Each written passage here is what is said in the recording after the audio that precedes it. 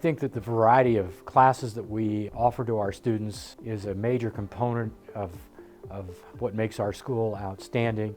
In addition, we are welcoming students from all types of backgrounds, various countries, and that they can come together and learn from each other.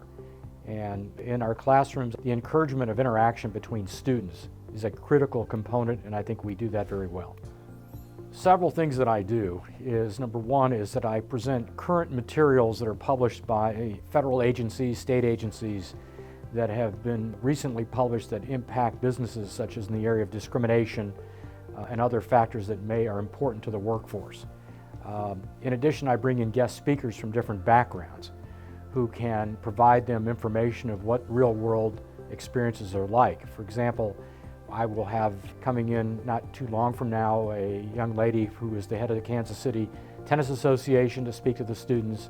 I have a former Chiefs football player coming in. I have a current Royals broadcaster.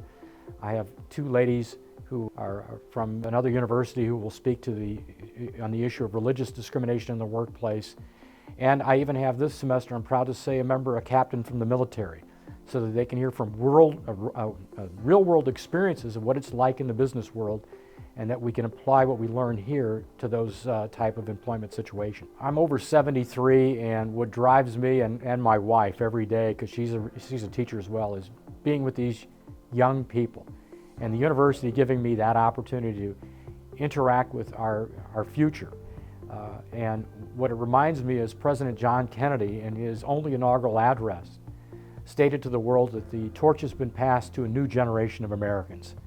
My mission, along with my wife, our mission is to pass that torch to the new generation, which are the students that are in my class now, have been in my class, and will be in my future classes.